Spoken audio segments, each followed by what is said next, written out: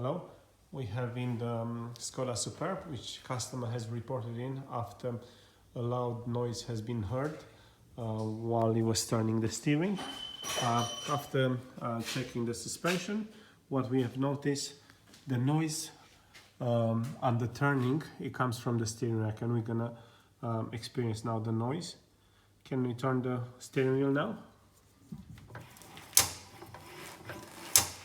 So this clicking noise is inside the steering rack,